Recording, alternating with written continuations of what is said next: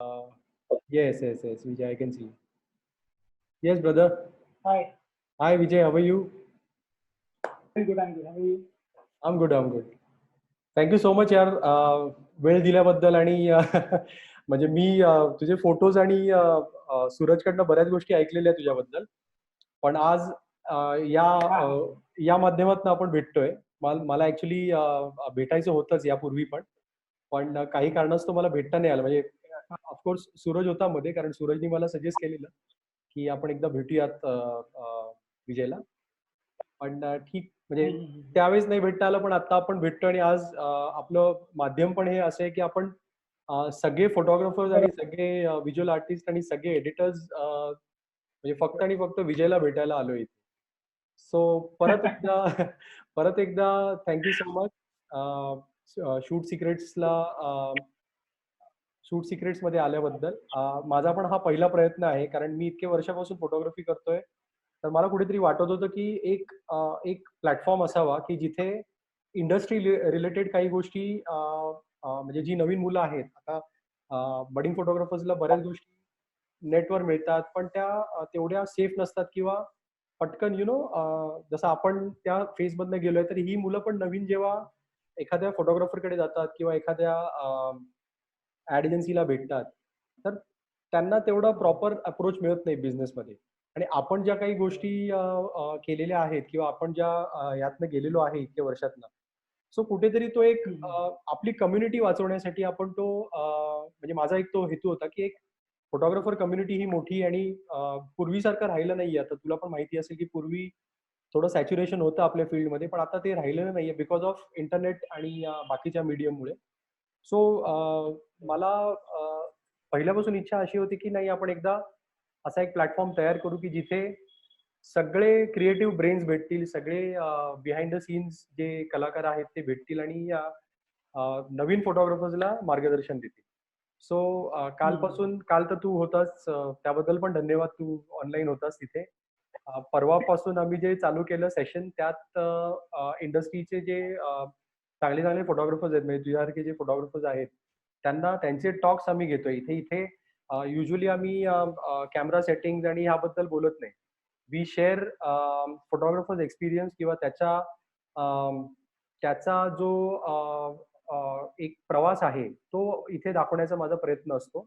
आणि बेसिकली तो किती त्याचा आर्टिस्टिक माइंड कसं डेव्हलप झालं किंवा कसा तो वर्क करतो हे आम्हाला इथे दाखवायचं आहे थोडक्यात.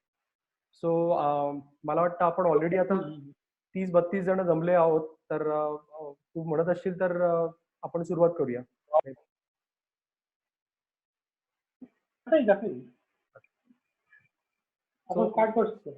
ओके, विजयनी आता परमिशन दिली आपल्याला सुरुवात करायला.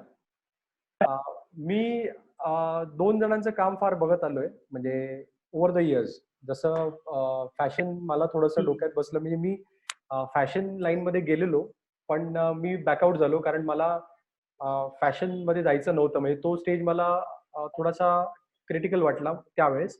मग I came to wedding photography. पण जसं जसं मी पुण्यातलं फोटोग्राफर्सचं काम बघत आलो, तसं तसं मला जाणवायला लागलं की फॅशन मध्ये काहीतरी वेगळं पण होऊ शकतं.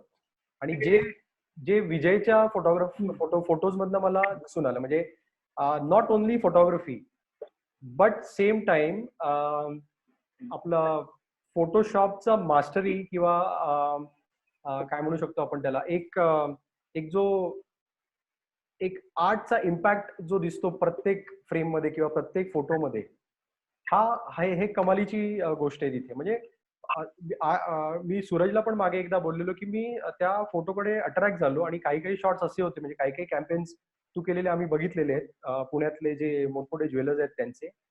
सो ते म्हणजे असं बघून वाटतच नव्हतं की हे कुठेतरी रिटच झालेले आहेत किंवा इतकं सुंदर आणि इतकं छान ड्रीमी सिक्वेन्स तिथे तयार केला गेलेला. सो मी आता तुला पहिला प्रश्न हा विचारेन की तुझा प्रवास कसा आहे, म्हणजे तू कसा या फील्डमध्ये आलास आणि तू फोटोग्राफीला काय म्हणून बघतोस, हा माझा पहिला प्रश्न विजयला आहे. Okay. So basically thank you so much तुम्हाला बोलायला आणि संधी दिली सगळ्यांसोबत माझे विचार किंवा जर्नी शेअर करायची. आणि आय होप की सगळेजण आता सेफ असतील, कारण या सगळ्या सिच्युएशन मध्ये सगळ्यांना ते जास्त महत्त्वाचं की सेफ राहणं. बरोबर बरोबर. सो बेसिकली आपण इचलकरंजीचा, कोल्हापूर जिल्हा. ओके. आणि मी पुण्यात आहे आता 12-1 वर्ष झाले असतील, 12-13 हम्म. तुम्ही पुण्यात आहे. फोटोग्राफी शिकणं स्टार्ट केलं पुण्यापासूनच. ओके. कारण त्याच्या आधी मी मध्ये बेसिक लेवलला रिटचिंगचं काम करायचो ओके. एकदम इनिशियली हम्म. त्यावेळी. पण त्यावेळी कल्पनाच नव्हती की फोटोग्राफी काय असतं किंवा रिटचिंग मध्ये पण किती हाय एंडला रिटचिंग केलं जातं किंवा त्यात काय करिअर स्कोप आहे किंवा काय. सो मला आर्टशी माझं बेसिकली लहानपणापासून थोडंसं एक इंट्रॅक्शन होतं, पण त्याला प्रॉपर एक स्पेस नाही मिळाला किंवा एक प्रॉपर डिरेक्शन नाही मिळालं ज्यावेळी मिळायला पाहिजे होतं. कारण मला कल्पना होती की आर्ट कॉलेजेस असतात किंवा फोटोग्राफी शिकवली जाते किंवा काय, काहीच कल्पना नव्हती.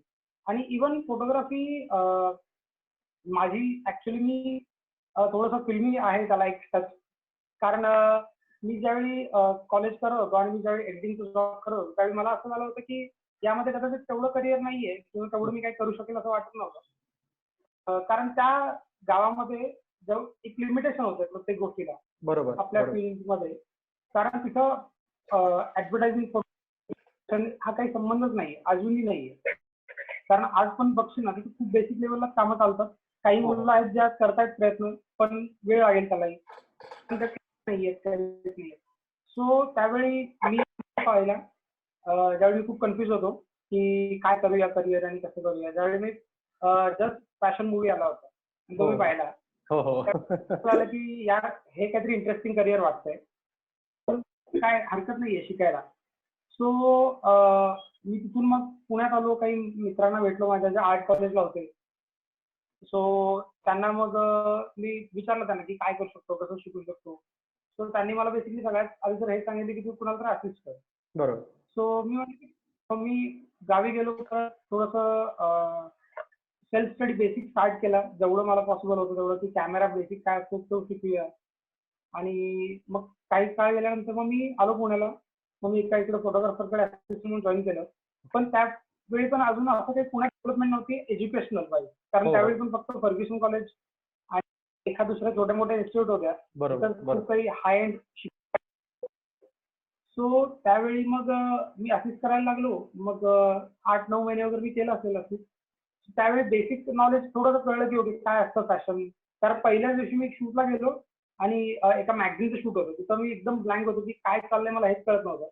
कारण मी कधी बघितलंच नव्हतं. बरोबर. गावातून आलेला एका म्हणजे बेसिक लेवलला आपण माहित होतं की काय असतं किंवा मूवीमध्ये वगैरे पाहिलेलं असतं. पण ते ऍक्च्युअल ज्यावेळी घडलं त्यावेळी थोडंसं एकदम ब्लँक झालो मी की ओके हे खूप चॅलेंजिंग आहे, खूप काही आहे शिकण्यासारखं. सो मग तिथून ती जर्नी स्टार्ट झाली हळूहळू की कळायला लागलं की काय असतं. मॉडेल्स कशा असतात, मेकअप आर्टिस्ट लागतो आपला शूटसाठी, स्टायलिस्ट असतो, एडिटिंग केलं जातं, काय पद्धतीचं एडिटिंग असतं. या बेसिक गोष्टी हळूहळू कळत गेल्या. तशा त्या एक्सप्लोर करत गेलो, तशा शिकत गेलो. ओके. मग त्याच्यानंतर 1 किंवा 2 वर्षांनी भारतीय विद्यापीठमध्ये स्कूल ऑफ फोटोग्राफी स्टार्ट झालं. हो. सो त्यावेळी मी जस्ट तिथं जाऊन एन्क्वायरी केली वगैरे, पण पहिल्या वर्षी त्या बॅचला ऍडमिशन मला काही घेता नाही आलं. कारण काही थोडेसे प्रॉब्लेम होते त्यामुळे. तर त्याच्यानंतर मग नेक्स्ट इयरला मी ऍडमिशन घेतलं.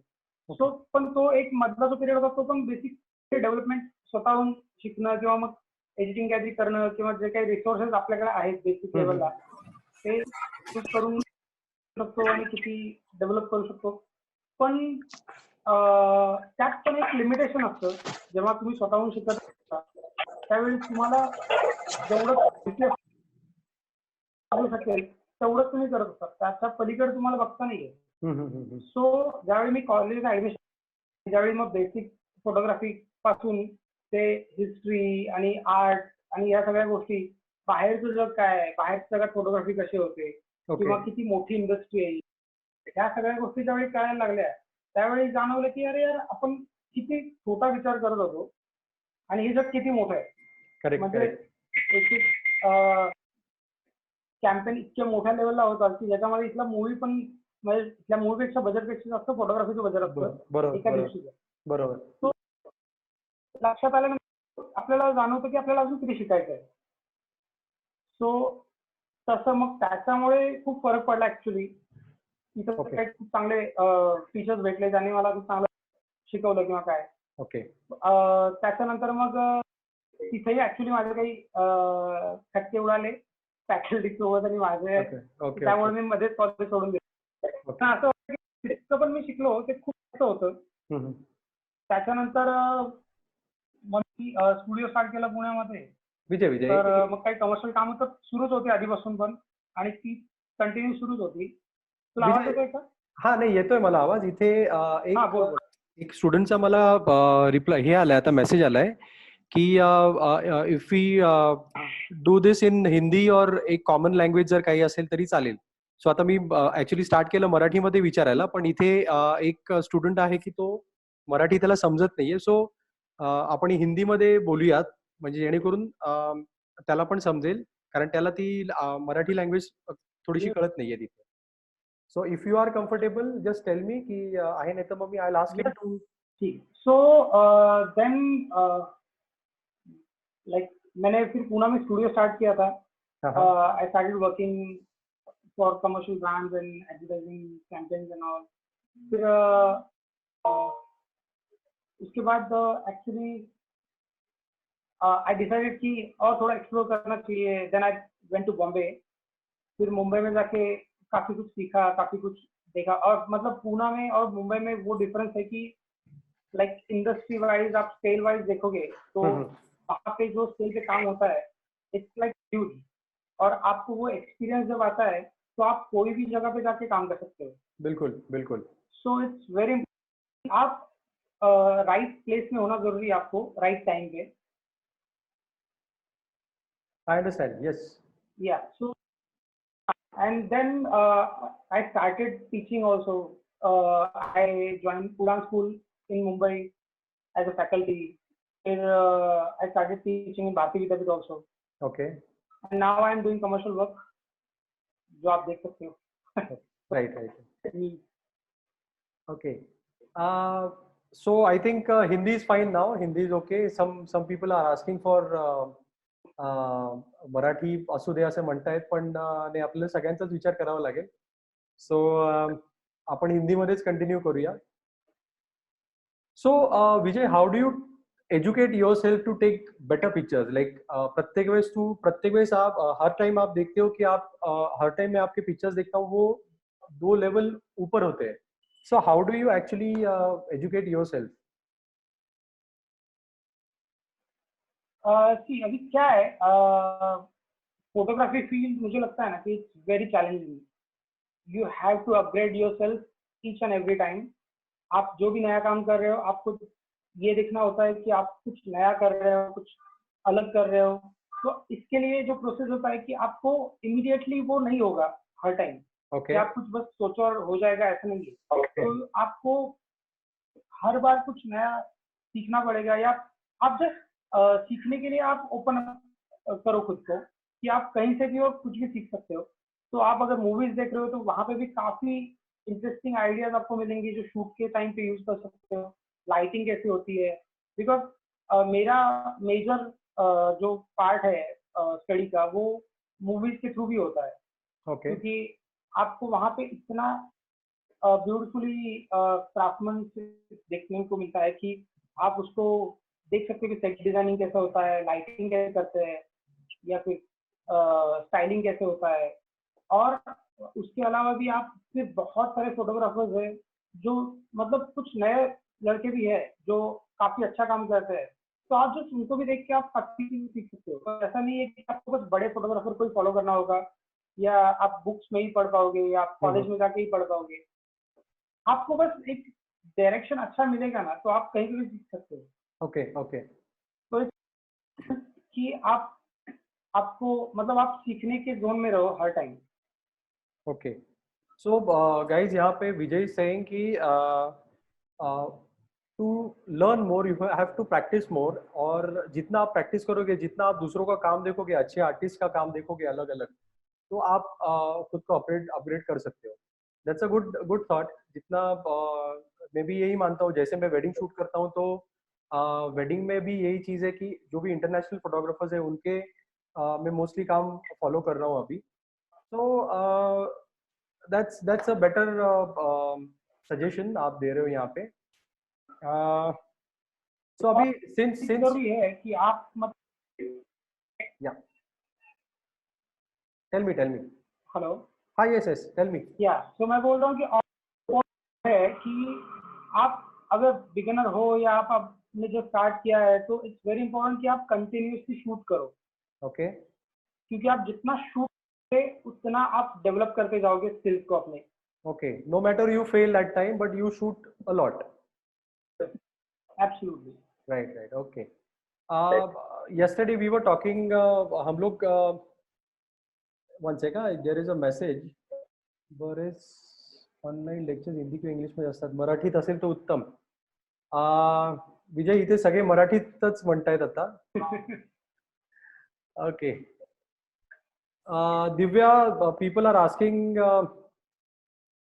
to do this lecture in Marathi because a lot of artists, a lot of photographers are actually Marathi here, so they understand Marathi better than English or Hindi. So is it okay for you? आपको चलेगा ऐसे या फिर कैसे? Okay, I will try to understand. Fine, no problem. Thanks a lot, Divya. If you have anything, any question, आप Yes. बोलो, no problem, हम लोग उसको एक्सप्लेन करेंगे. सो मराठीतच करू परत चालू. आता विजय, अजून एक मला विचारायचं आहे तुला की जसं तू फोटोशॉप आणि बाकीच्या म्हणजे जे एडिटिंगचे टूल्स तुझ्या हातात होते, सो तुझा एक वर्कफ्लो हा म्हणजे रिव्हर्स इंजिनिअरिंग मध्ये असतो का? तू थॉट प्रोसेस तुझी कशी असते? म्हणजे जेव्हा तू एखाद्या मॉडेलला किंवा एखाद्या सपोज एक मॉडेल आहे त्याला तुला शूट करायचंय, तर त्याची तू रिव्हर्स प्रोसेस करतो का आधी शूट करून नंतर मग एडिटिंग टेबलला त्याला एनहान्स करतो? सो बेसिकली कसं असतं की शूट करायच्या आधी थोडासा एक थॉट प्रोसेस असतो की ओके आपल्याला काय रिझल्ट हवा आहे. बरोबर. कारण तुम्ही शूट नाही करणार किंवा कळणार पण नाही आणि ते खूप ब्लँकली जर झालं की तुम्ही डायरेक्ट शूट केलंय नंतर मग डिसाईड करता की ओके काय एडिट करायचं आहे, तर मग रिझल्ट तुम्हाला पाहिजे तसा कदाचित नाही मिळू शकणार. बरोबर. सो आपल्याला काय करायचं, एक तुम्ही थॉट प्रोसेस करा की ओके मला काय रिझल्ट हवा आहे, तर त्यासाठी मग मला आय थिंक लाईट करावं लागेल, मला काय स्टायलिंग पाहिजे, मला काय मेकअप पाहिजे, कशा पोजेस हव्या आहेत. सो तो एक बेसिक प्रोसेस झाला, तुमचं एक शूट झालं, तुमच्याकडे आलं, तर त्याच्यानंतर मग तुम्ही जर आधी थॉट डिसाईड केला होता तर त्याच्यावर तुम्हाला करणं इझी पडेल. कारण शूट करताना खूप गोष्टी डिसाईड कराव्या लागतात ज्या तुम्हाला एडिटिंग मध्ये हेल्प होतील. बरोबर. कारण तुम्ही रॅन्डम कोणत्याही बॅकग्राऊंड करून काही बॅकग्राऊंड नंतर ऍड नाही करू शकत किंवा नक्कीच. पर्टिक्युलर तुम्हाला एखादी तर त्यासाठी तुम्हाला पहिला थॉट असणं गरजेचं आहे. सो ते तसंच आहे की तुम्हाला रिव्हर्स मध्ये काम करावं लागेल. बरोबर. ओके. कारण मी बरेच तुझे पिक्चर्स बघितले ना, आता तो एक जे तू रेफरन्सेस आम्हाला दिले आहेत, फोटोज तुझे पाठवलेले आहेत, त्यात पण जे इमेजेस आहेत त्यात बरेच इमेजेस हे पुढचा विचार करून शूट केले गेले असं मला वाटलं. So your thought is sometimes you can do reverse engineering, like आधी तुमचं बॅकड्रॉप डिफाईन करा, डिसाईड करा आणि त्यानुसार मग तुमचा शॉट तुम्ही तिथे. ओके. पण कसं हा तुझं आता कॅम्पेन शूट वगैरे असेल किंवा काय, जर ऍडव्हर्टायझिंग शूट आहे किंवा एखादा कॉन्सेप्ट शूट आहे तर त्यासाठी तुम्हाला खूप स्ट्रॉंग प्लॅनिंग करावं लागतं. पण जर तुम्ही एखादं जर काही रॅन्डम शूट करताय, बरोबर, तर असंही नाही की तुम्ही प्रत्येक वेळेस एडिटिंग प्रोसेसच्या लिमिटमध्ये अडकून शूट करावं. तुम्ही ज्यावेळी तुम्हाला वाटतं की तुम्हाला शूट करायचं त्यावेळी तुम्ही शूट करा बिंदास, काय पाहिजे ते, आणि नंतर मग त्या जो डेटा आहे तर त्याला कसं एनहान्स करता येईल हे तुम्ही जास्त चांगल्या पद्धतीने ठरवू शकता ऑन टेलिव्हिजन. पण जर आधी किंवा एखादं कॅम्पेन शूट आहे तर तुम्हाला कंपल्सरी पहिला प्लॅन करावा लागेल की मी काय प्रोसेस करणार आहे, काय माझा फायनल रिझल्ट असणार आहे, तर त्याप्रमाणे तुम्हाला मग ते. ओके. इथे एका पार्टिसिपेंटने आपल्याला क्वेश्चन केलाय. निखिल खामकर विचारतायत की sir how to improve colour value. Colour value आपण कशी वाढवू शकतो एखाद्या पिक्चरमध्ये? खामकर, तुम्ही प्लीज जरा एक्सप्लेन कराल का तुम्हाला एक्झॅक्ट काय हवंय? तोपर्यंत मी सरांना पुढचा प्रश्न विचारतो. तुम्ही एक्झॅक्ट मला सांगा, म्हणजे मी तसं सरांकडनं त्याचं उत्तर घेण्याचा प्रयत्न करतो. बट मीन वाईल आता एवढे तू कॅम्पेन्स केलेत. आता मी पुण्यात बरेच कॅम्पेन्स बघितले तुझे. मी स्वतः देखील त्याचे होर्डिंग्स पासून त्याचं प्रिंट मीडिया सगळं बघितलेलं आहे. तर आतापर्यंतचं जे आवडलेलं किंवा एक ज्यातलं एक आपल्याला एक स्पार्क मिळालेलं असं तुझं आवडतं असं तुझं पर्सनल कॅम्पेन कुठले की ज्यात तुला खरंच समाधान मिळालंय? ऍब्सोल्युटली. मी तुला जे पाठवलेत इमेजेस ते गॉडेसचे आहेत.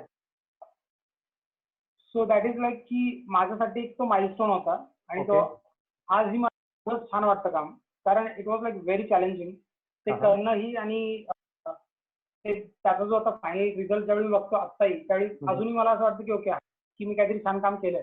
Okay, great great great. नाही, लुकिंग ॲट युअर इमेजेस ना, आम्हाला प्रत्येकच म्हणजे आता जो ज्वेलरी शॉट जे तुम्हाला पाठवलेले आहेस ते आपण नंतर पार्टिसिपेंट्स बरोबर इथे शेअर करू. काही आपण स्टोरीला पण टाकलेले. तर त्यात तो जो राजा रवी वर्मांचा जो एक थॉट आहे किंवा ते जे पेंटिंग आहे ते काही अंशतः दिसतं. तर म्हणजे त्या मॉडेलची साडी म्हणा किंवा त्याचा जो कलर पॅलेटिंग तू केलेलं आहेस, कलर स्कीम जे आहेत किंवा स्किन टोन मध्ये जो रिचनेस आहे, हा म्हणजे हा थॉट तुला कुठून येतो? म्हणजे कसा तू डेव्हलप करतो तो तुझा थॉट?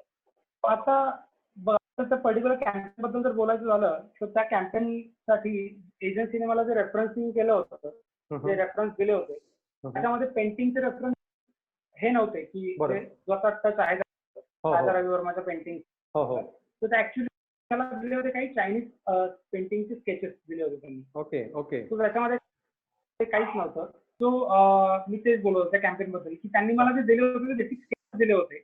ओके. आणि त्यामध्ये पूर्ण काहीच होतं. सो मी त्याच्यानंतर माझी मेकअप आर्टिस्ट होती, स्टायलिस्ट होती, त्यानंतर एजन्सी ऍड एजन्सी मधले जे लोक होते काही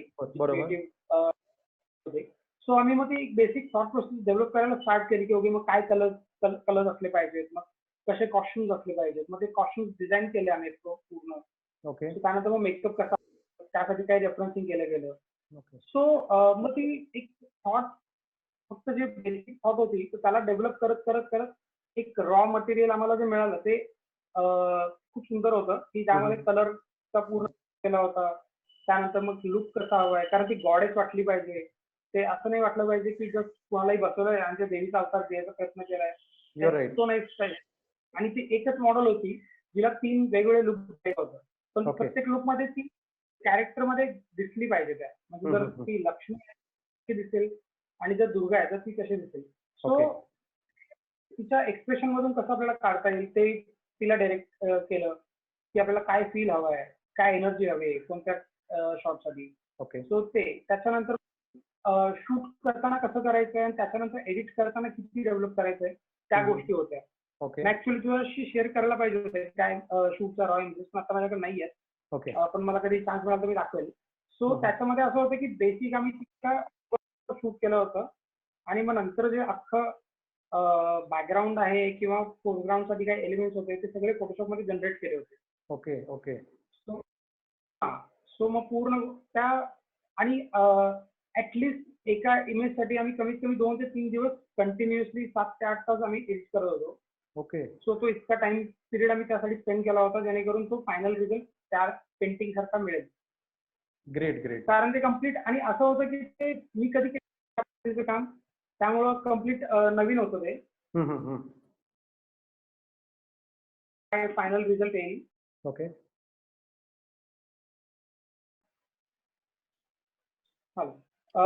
सो आहे ना की खूप R&D करावी लागली त्यासाठी की काय चांगलं दिसतंय, काय नाही चांगलं दिसतंय, कोणतं कलर चांगले वाटतील बॅकग्राऊंड साठी. सो अशा बऱ्याच गोष्टी मग डिस्कशन मधून मग ते एक इमेज केली, मग ती दाखवली, मग ती त्यात काय फ्लॉज आहेत ते परत मग चेंज केले. सो अशा गोष्टी होत्या त्यामध्ये. तर त्यामुळे ते मलाही आजपर्यंत चांगलं वाटतं कारण त्यात इतके एफर्ट्स होते आणि ते दिसतात आज चांगले.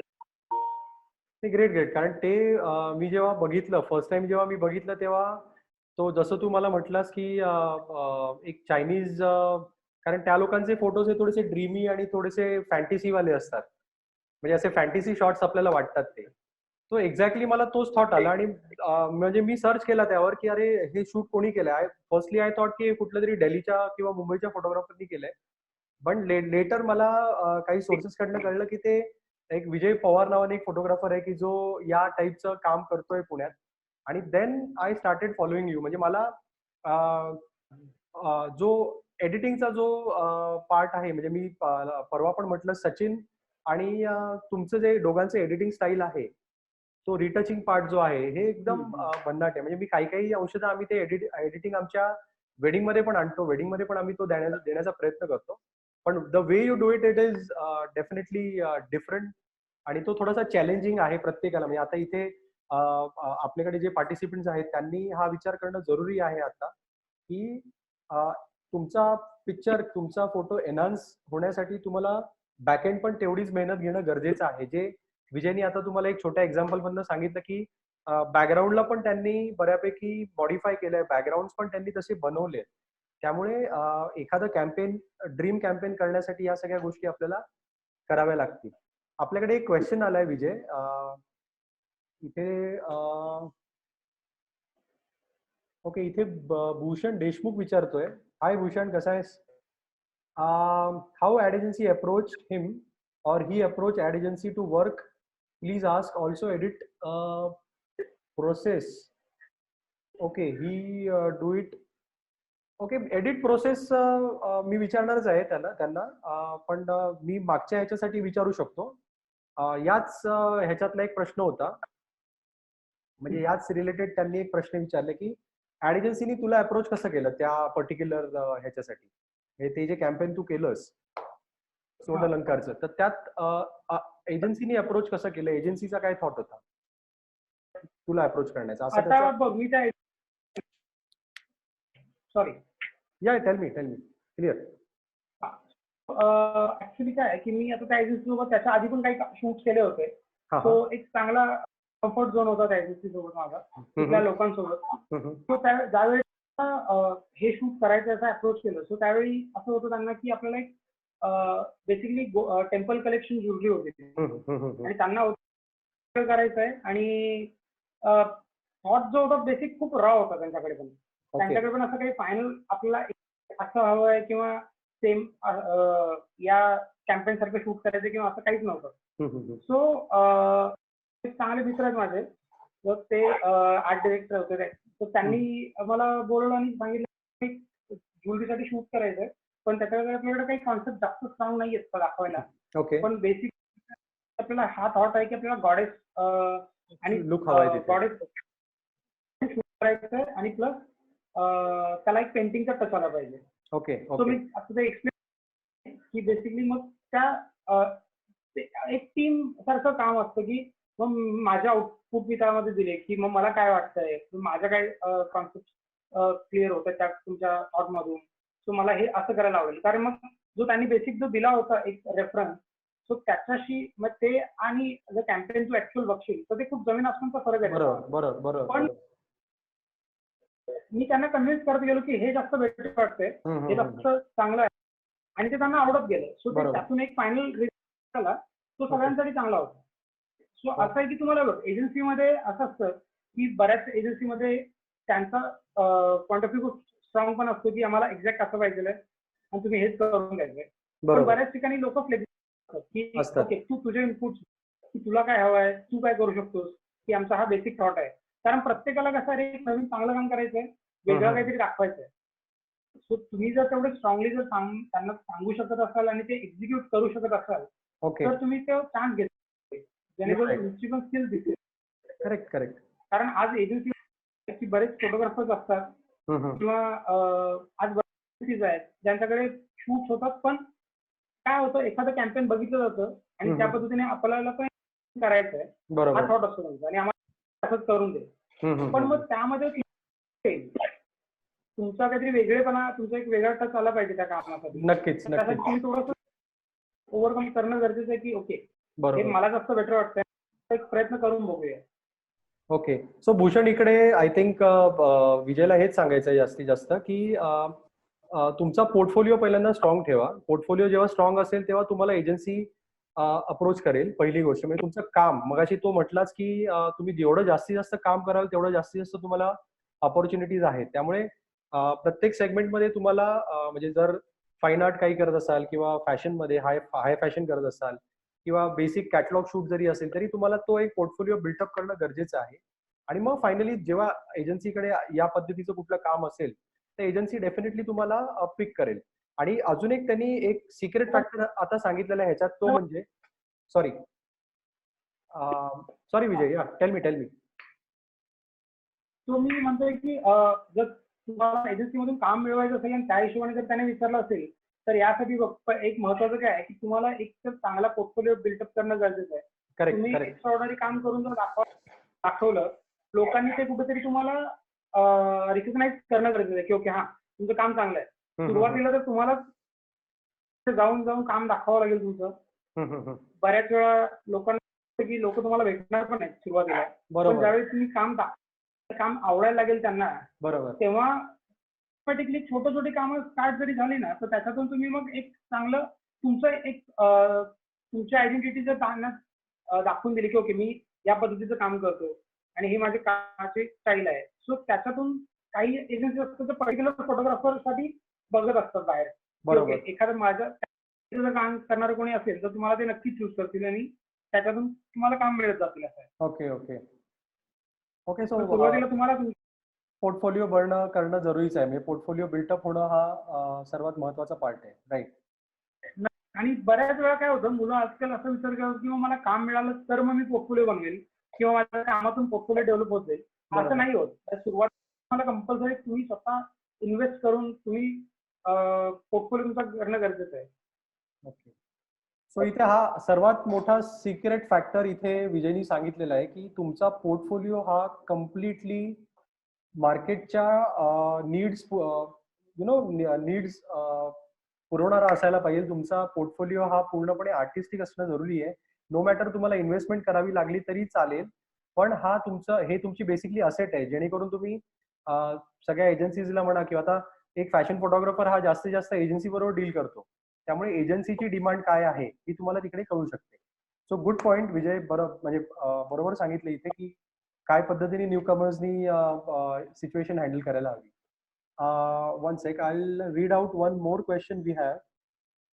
ही इज आस्किंग, अजून एक प्रश्न विचारतोय तो की editing process also edit process we do on artist. Okay. नाही, तो विचारतोय की तू स्वतः एडिट करतोस का तू कुठल्या आर्टिस्टला देतोस एडिटिंगला? आय थिंक आता माझं काम मी स्वतः करतो. स्वतः. Yes yes.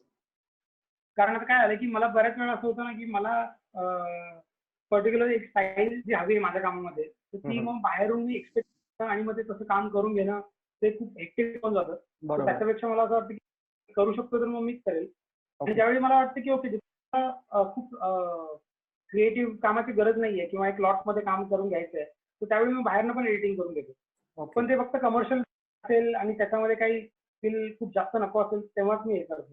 Okay okay. पण पर्टिक्युलर वाटतं की जे माझ्या कामाचा एक इम्पॅक्ट सोडणार आहे तर ते काम मी स्वतःच करतो. Great great. म्हणजे बऱ्यापैकी पोर्टफोलिओला वापरले जातील नंतर किंवा एक आपल्या सेल्फ सॅटिस्फॅक्शन साठी आपण जे काम करतो त्यासाठी. म्हणजे we spend hours and hours. आम्ही पण वेडिंगचे एडिट करताना एखादा शॉट जर त्या स्टाईलने घेतला असेल, so we spend more time, जास्तीत जास्त वेळ आम्ही त्यावर घालवतो आणि जास्तीत जास्त त्याला एनहान्स करण्याचा प्रयत्न करतो. सो थँक्यू विजय त्याबद्दल बोलल्याबद्दल. आणखीन एक प्रश्न आलाय प्रतीकचा. आता लॉकडाऊन नंतर परत ट्रॅकवर येण्यासाठी काय मेहनत घेतली पाहिजे? Okay, that's a great question. Lockdown नंतर आपण काय मेहनत घ्यायला हवी? आता मला असं वाटतं की जे आता हा जो वेळ आहे हा सेल्फ डेव्हलपमेंटसाठी खूप चांगला वेळ आहे की ज्याच्यामध्ये तुम्ही जर बिगिनर आहात किंवा तुम्ही आता काम करायचा प्रयत्न करताय, सो तुम्ही जितकं चांगलं काही शूट करू शकाल ते करा. आता ऍक्च्युली काय होतं की तू जर बघशील तर फॅशन फोटोग्राफर्ससाठी म्हण किंवा कमर्शियल फोटोग्राफर्ससाठी हा वेळ खूपच डेड टाइम सारखा झालाय की कारण फॅशन मध्ये इन्व्हॉल्व आहेत, मेकअप आर्टिस्ट, स्टायलिस्ट, तो टीम वर्क आहे कंपल्सरी. तर ते आजकाल आता बघ ऑनलाईन शूट्स वगैरे पण बघतोय, पण ते हो. एक क्रिएटिव्ह खूप सारखा प्रयत्न आहे, पण त्याच्यामध्ये तुम्ही 100% नाही देऊ शकत.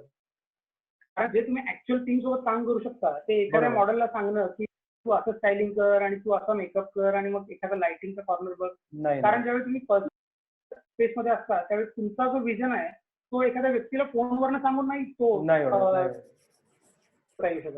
Right, right, right. त्यामुळं ऐवजी तुम्ही असं करू शकता की तुम्ही प्रोडक्ट शूट करा किंवा काही अजून वेगळं काही शूट करायचं आहे तर ते करून बघा. बेसिक लाइटिंग शिकण्याचा प्रयत्न करा किंवा बेसिक एडिटिंग वर तुम्ही आता जास्त वेळ घालवू शकताय. एडिटिंग पण कारण त्यासाठी तुम्हाला काही टीमची गरज नाहीये. बरोबर. हा वेळ असा आहे आणि तुम्हाला आता जेवढं मग सेल्फ डेव्हलप करता येईल कारण ज्यावेळी मार्केट सुरू होईल त्यावेळी कॉम्पिटिशन परत वाढल्यासारखंच असणार आहे कारण प्रत्येकाला काम करायचं असणार. बरोबर, बरोबर. त्यामुळं काम कमी असेल ऍक्च्युली कारण मार्केट जरा डाऊन झाल्यामुळे तर जे चांगले एस्टॅब्लिश आहेत त्यांना इतका प्रॉब्लेम नाही येणार पण जे नवीन आहेत किंवा जे काम करायचा प्रयत्न करतात आता काम मिळवायचा प्रयत्न करतात त्यांच्यासाठी थोडंसं डिफिकल्ट असणारच आहे ते. पण मला असं वाटतं की याच्यामुळे तुम्हाला जास्तीत जास्त वेळ काम आपलं डेव्हलप कसं करता येईल डेव्हलप करायला लागेल. आणि आज इंटरनेटवर तुम्हाला खूप गोष्टी मिळतील त्या तुम्ही शिकण्याचा प्रयत्न करू.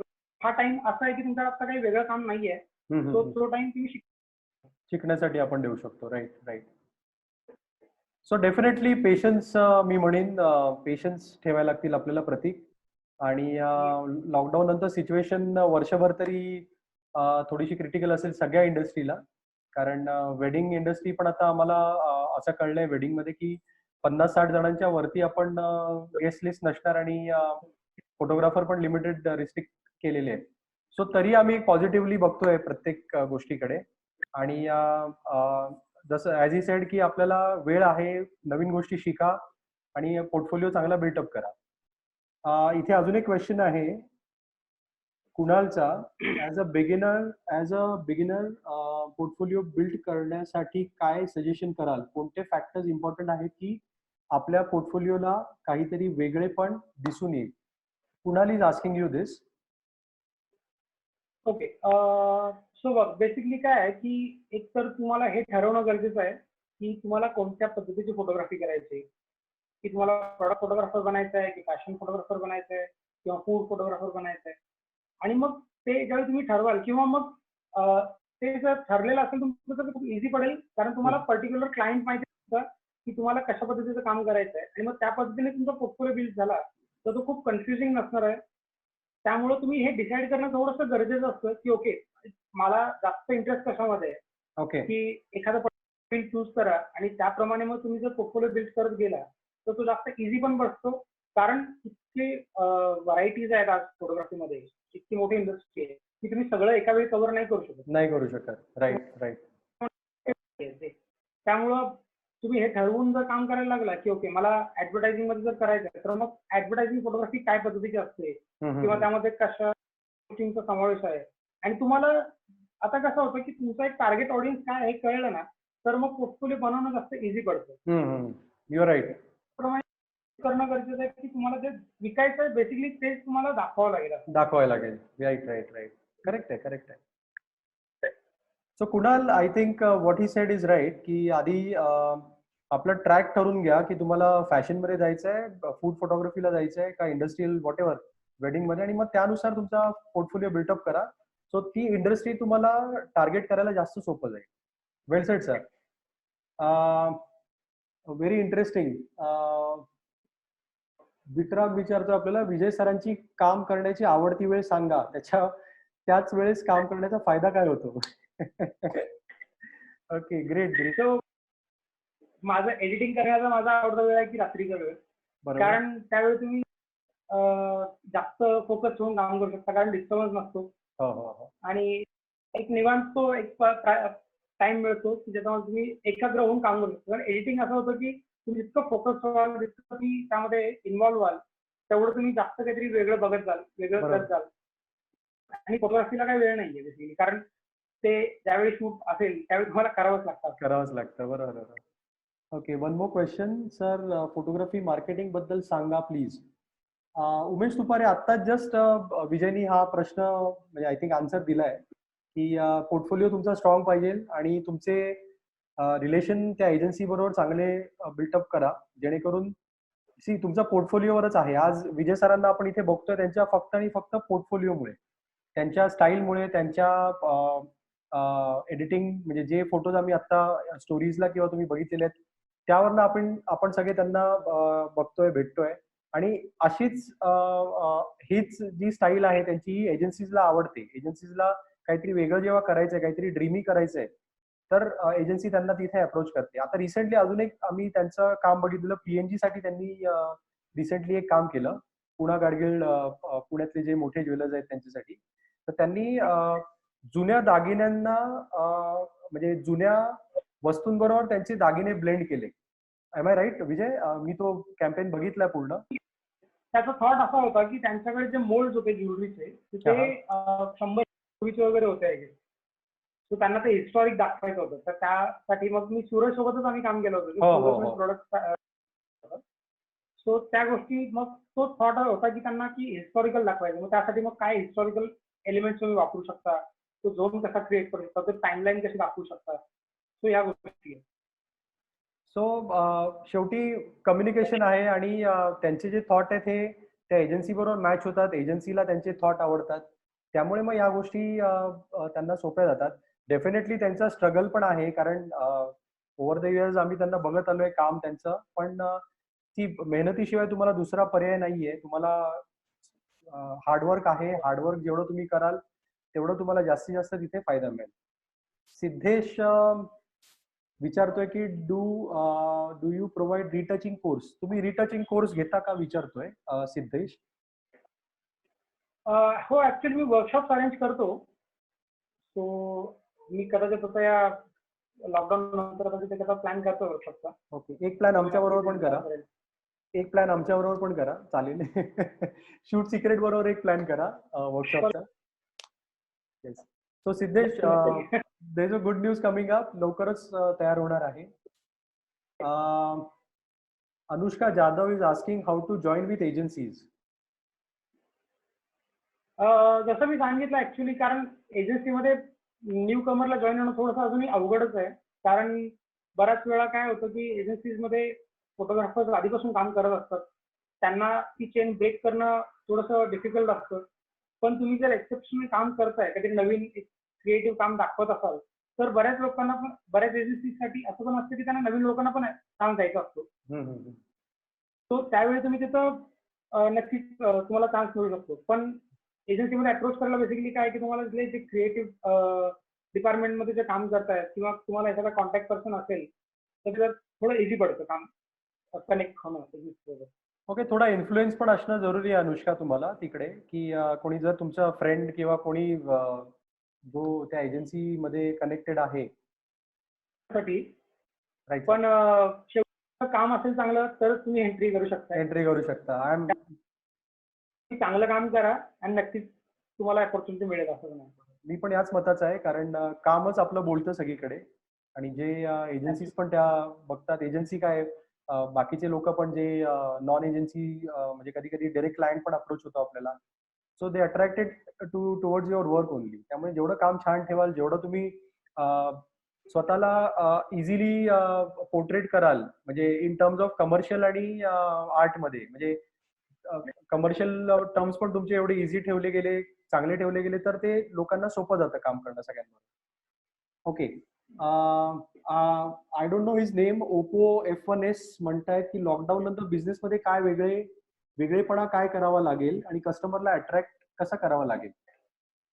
सो मीच विजय उत्तर देईन, मी तुला त्रास नाही देणार याबद्दल. पण विजयने याचं उत्तर ऑलरेडी दिलेलं आहे की आता वेळ आहे लॉकडाऊनच्या टाइम मध्ये की आपला पोर्टफोलिओ बिल्टअप करायचा. एडिटिंगवर थोडासा भर देऊन, तुम्ही जर वेडिंग मध्ये असाल तर वेडिंगचे काही फोटोज तुम्ही चांगले डिझाईन करा. डिझाईन इन द सेन्स तुम्ही एडिट करा आणि मग तुम्ही तसे दाखवू शकता क्लायंटला, किंवा तुमच्या पोर्टफोलिओला बिल्ड करू शकता तसं. किंवा फॅशन मध्ये पण सेम टाइम तुम्ही त्या पद्धतीने काम करू शकता. म्हणजे हे ऑलरेडी त्यांनी त्याचं उत्तर दिलेलं आहे. ओके, सुधीर विचारतायत की how to grow imagination power. Imagination power कशी वाढवायची? यासाठी काय बेसिकली तुम्हाला जे जितकं जास्त तुम्हाला बघता येईल दुसऱ्यांचं काम, वेगवेगळे सोर्सेस आहेत, व्हिडिओज आहेत, मूव्हीज आहेत किंवा ह्या गोष्टी आहेत ते करा आणि तुम्ही जेवढं अजून काही नवीन काही करू शकता ना तेवढं करा. हे असं नाहीये की तुम्हाला आर्ट सेन्स येण्यासाठी असं नाही की कंपल्सरी तुम्हाला फक्त फोटोग्राफीच करत राहावी लागेल. तुम्ही कोणत्याही गोष्टीमध्ये क्रिएटिव्हली काम करू शकता आणि त्याच्यातून तुमची क्रिएटिव्हिटी वाढत जाते बेसिकली. सो फक्त थॉट ठेवा की तुम्हाला ओके कोणतीही गोष्ट करताय ते थोडी कशी क्रिएटिव्ह करता येईल. आणि माझं अजून एक असं मत आहे की मग मला माझ्या आयुष्यात एक खूप जास्त मेजर रोल होता माझ्या मित्रांचा. ओके. क्रिएटिव्ह माझा जो एक क्रिएटिव्ह हे आहे काय म्हणतो आपण एक विजन आहे ते डेव्हलप होण्यासाठी.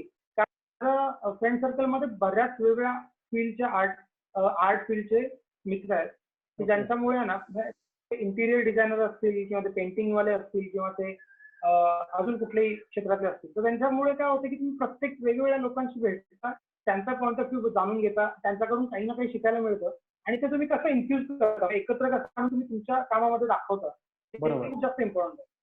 म्हणजे मला मेकअप आर्टिस्ट असेल किंवा माझा स्टायलिस्ट असेल किंवा मॉडेल्स असतील प्रत्येक जण काही ना काही शिकवत असतो तुम्हाला, ते त्यांच्याकडून घेता आलं पाहिजे तुम्हाला. नक्कीच नक्कीच. सो आय थिंक तुम्हाला उत्तर मिळालंय त्याचं. सुधीर, निखिल विचारतोय पोर्टफोलिओ बिल्ड साठी ओन वेबसाईट रिक्वायर्ड आहे का और Instagram Facebook is enough. Good good. बरोबर विचारतोय की एक पर्सनल काम आपलं जे आपण पब्लिक करतोय इकडे सोशल मीडियाला तर ते कितपत इम्पॉर्टंट आहे असं ते विचारतंय. आता कसं आहे की आजकाल फेसबुक आणि इंस्टाग्राम वगैरे जे आहे ते एक इझी मीडियम आहे बेसिकली की जे पटकन कुणापर्यंत पोहोचता येतं किंवा लोकांना माहिती आहे की इंस्टाग्राम काय आहे, त्याच्यावर काम बघतात लोक सहजासहजी आणि त्याच्यामध्ये तुम्हाला काय की काही खर्च करावा लागत नाही किंवा काही स्पेशल एफर्ट्स नाही आहेत. बरोबर बरोबर. इझिली हे करू शकता. पण मला असं वाटतं की वेबसाईट असणं थोडंसं जास्त गरजेचं आहे कारण तुम्ही एक प्रोफेशनली वे मध्ये तुमचं काम दाखवायचं असेल तर इंस्टाग्राम किंवा सोशल मीडियावरचे कोणतेही साईट आहे तर ती प्रोफेशनलिझम वाटते त्याच्यामध्ये तुमचं. म्हणजे तुम्ही एखाद्या एजन्सीमध्ये गेलाय आणि त्यांना इंस्टाग्राम ओपन करून दाखवता हे खूप इमॅच्युअर वाटतं. बरोबर. त्यावेळी तुम्हाला असणं गरजेचं आहे किंवा मग तुम्ही अजून कोणत्या पद्धतीने दाखवू शकता का बघा किंवा जिथं तुम्हाला एखादा ब्लॉग केलाय पण वेबसाईट कसं एकदम क्लीन आहे, तुम्हाला जे दाखवायचं तेच तुम्ही दाखवता आणि त्यात बाकीचा काही फापट पसारा नसतो. कारण इंस्टाग्राम किंवा फेसबुक आहे त्याच्यामध्ये बाकीच्या बऱ्याच गोष्टी असतात, तुमच्या पर्सनल लाईफच्या काही फोटोज असतात किंवा तुम्ही जे बाकीचे ऍड करतात सो ते इतकं प्रोफेशनली लोक नाही घेत. म्हणजे भलेही ते आज इझी मीडियम आहे जिथं तुम्ही फक्त ते तुम्ही एक प्रमोशन म्हणून वापरू शकता, जिथं तुम्हाला फ्री प्रमोशन मिळतं, जिथं तुम्ही रॅन्डम लोकांशी कनेक्ट होता, रॅन्डम लोक तुमचं काम बघतात. पण तुम्हाला जर प्रोफेशनली तुम्हाला काम दाखवायचं आहे तर कंपल्सरी वेबसाईट असणं मला वाटतं की जास्त गरजेचं. राईट. आणि आजकाल काही साईट्स आहेत ज्याच्यावर तुम्ही खूप इझिली वेबसाईट बनवू शकता आणि तुम्ही स्वतः बनवू शकता. मला असं वाटतं की ते प्रेफर करा. बरोबर. स्क्वेअर स्पेस सारखी वेबसाईट जी आहे ती बऱ्यापैकी आपल्याला चांगले टॅम्पलेट्स आणि फोटोग्राफरसाठी ती खास बनलेली वेबसाईट आहे, त्यामुळे डेफिनेटली तुम्ही ती बघू शकता. विनीत विचारतायत की मिळालेल्या प्रोजेक्टची अकाउंटेबिलिटी कशी केली जाते, ठराविक पॅकेज देताना कोणत्या गोष्टी या लक्षात घेतल्या पाहिजे. म्हणजे एखादं कॅम्पेन आपण करतोय तर ते जेव्हा आपण कमर्शियली डिझाईन करतो तर ते कसं डिझाईन केलं जातं असं विनीतचा प्रश्न आहे. म्हणजे त्याचं आपण एक बेसिक असाइनमेंट चार्जेस म्हणा किंवा रिटचिंग चार्जेस म्हणा किंवा व्हॉट एव्हर जे काही आपण चार्जेस घेतोय तर ते लॉंग रन मध्ये आपण कसे डिझाईन करावे. सो एखादा सिम्पल जर कॅम्पेन असेल तर त्याच्यामध्ये काय आहे की बेसिकली एक टीम इन्व्हॉल्व्ह असते. तुम्हाला प्रत्येक तिचं जे काही चार्जेस आहेत ते तुम्हाला पहिला एक समजून घेणं गरजेचं आहे की कोण व्यक्ती किती कॉस्ट मध्ये काम करताय किंवा तुम्हाला किती पे करावे लागतील. सो तुम्ही त्या गोष्टी आल्या, तुमची फोटोग्राफी फी, मग तुम्ही जर न्यू कमर आहात आणि तुम्हाला एखाद्या कॅम्पेनचा चान्स मिळतोय तर तुम्ही थोडंसं कमी बजेटमध्ये पण काम करू शकता कारण तुम्हाला तुमचं पोर्टफोलिओ बनायला होईल. पण आजकाल त्यामुळे की मग बजेट जे डाऊन होतं कारण तुम्ही एकदा सवय लावली, तुम्ही लो बजेटमध्ये काम करताय तर तुम्हाला तुमचंच प्राइस वाढवणं अवघड होऊन जातं. अवघड जातं. बरोबर. ते नाही वाढू शकत. तर तुम्ही सुरुवातीपासूनच एक स्टँडर्ड कुठेतरी कॉस्टिंग तुम्ही ठेवणं गरजेचं आहे की जेणेकरून तुम्हालाही ते योग्य वाटेल आणि समोरच्यालाही ते खूप जास्त नाही वाटणार किंवा खूप कमी नाही वाटणार आणि तुम्ही तुमचं स्टँडर्ड मेंटेन करणं गरजेचं असतं यासाठी. करेक्ट. त्यानंतर तुमची तर त्या टीमला पण तुम्हाला प्रॉपर पे करता आलं पाहिजे, जेणेकरून प्रत्येक जण चांगलं काम करेल. आणि कसं आहे, जितकं तुम्ही जास्त, आज कसं आहे कॅम्पेन जर एखादं बघाल आपण, तर त्यामध्ये जितकी चांगली टीम आहे तुमच्याकडे, जितकी नोन टीम आहे, किंवा जितके नोन मॉडेल्स असतील किंवा जितके नोन आर्टिस्ट असतील, तर तेवढं त्यांचं कॉस्टिंग वाढत असतं. पण तेवढाच तुमचा इफेक्ट होतो, तुमचं कॅम्पेन पण तेवढंच बाहेर आहे. सो बेसिकली, आणि बऱ्याच वेळा मग क्लायंटचा पण तुम्हाला विचार करावा लागतो की तुमच्या क्लायंटकडे किती बजेट आहे. सो या सगळ्या गोष्टी आहेत त्या थोडंसं तुम्हाला एक समजून घेणं गरजेचं आहे की ओके, तुम्ही काय स्टेजला आहात, तुमची आज काय मार्केटमध्ये व्हॅल्यू आहे, तुम्ही किती चार्ज करू शकता. सो ह्या सगळ्या गोष्टी आहेत. पण ह्या गोष्टीचं एक लक्षात ठेवणं गरजेचं आहे की कॉस्ट, तुम्हाला एखादं काम करायचं आहे त्याच्यामध्ये सगळ्या गोष्टींचा कॉस्ट तुम्ही पहिलंच मेन्शन करणं गरजेचं आहे. कारण बऱ्याच होतं की तुम्ही एखादं कॉस्ट मेन्शन नाही केलं तर तुम्हाला तुमच्या खिशातून पे करावं लागेल, जे तुम्हाला नुकसानमध्ये जावं लागेल. सो आधी थोडं स्टडी करा की तुम्हाला एका शूटसाठी काय काय गोष्टींची गरज आहे, कोण लोक तुम्हाला काम करायला हवी आहेत तुमच्या कॅम्पेनवर. बरोबर. आणि मग त्या कॉस्टिंग आहे, त्यांची फीज काय आहे, तुम्ही ते आधीच आधीच जाणून घ्या आणि त्याप्रमाणे तुम्ही कॉस्टिंग पुढे वाढवायची. आणि थोडंसं मार्जिन ठेवलं त्याच्यामध्ये तर तुम्हाला निगोशिएट पण करायला इझी पडतं. कारण आज तुम्ही पाठवलंय आणि ते अप्रूव्ह झालंय असं होतच नाही, कंपल्सरी होतच. त्यामुळे तुम्ही थोडंसं ते मार्जिन पण ठेवणं गरजेचं आहे. ओके.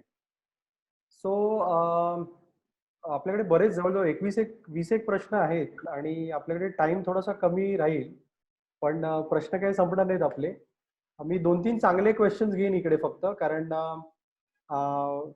मोस्टली इथे क्वेश्चन झालेत की बिझनेस आणि हा कोण बोलतोय? मी सतीश मस्ते बोलतो. हा बोला. सर फॅशन मध्ये हॅलो. हा बोला ना, ऐकतोय आम्ही, बोला. लाइटिंग कसे वापरले जातात आणि शूट्स कसे केले, म्हणजे पोझिंग हे कशा पद्धतीने. सतीश तुम्ही काय करता, म्हणजे फोटोग्राफी मध्ये वेडिंग करता का तुम्ही फॅशन मध्ये आहात? हा, सध्या वेडिंग मध्ये, वेडिंग एकदम प्रोफेशनल नाही. अच्छा. वेडिंग करतो फक्त. ओके. कशा पद्धतीने केली जाते लाईट्स आणि ही पोझिंग ऍक्शन? ओके, मी विचारतो त्यांना. विजय, ते विचारतायत की बेसिक लाइटिंगचा आपला डायग्राम कसा असतो, म्हणजे लाइटिंग हे कसं तू डिसाईड करतो? बघ, आता काय होतं, बऱ्याच वेळा मला जो एक मूड बोर्ड असतो बेसिकली कॅम्पेन साठी किंवा एखाद्या ऍड साठी. मूड बोर्ड म्हणजे काय की बेसिकली आपण आधी रेफरन्सिंग करतो की आपल्याला काय लुक हवा आहे, काय कसं शूट करायचं आहे. तर त्याप्रमाणे आपल्याला मग डिसाईड करतात की तुम्ही रेफरन्सिंग करू शकता लाइटिंग साठी की ओके, एखाद्या लाइटिंग साठी एखादा चांगला रेफरन्स आहे तुमच्याकडे, तर त्याचं लाइटिंग कसं आहे. कारण काय होतं, बऱ्याच वेळा तुम्हाला एखादं पर्टिक्युलर सेट करून नाही चालत. एक लाइटिंग मी ठरवून शूट करून नाही चालत. बऱ्याच वेळा असं होतं की एखादा ज्वेलरीचा प्रोडक्ट आहे तर त्यासाठी मला खूप डिटेलमध्ये लाइटिंग करावं लागेल, किंवा एखादा ई कॉमर्सचा प्रोडक्ट आहे तर त्याच्यासाठी मला खूप प्लेन सिम्पल लाइटिंग करावं लागेल.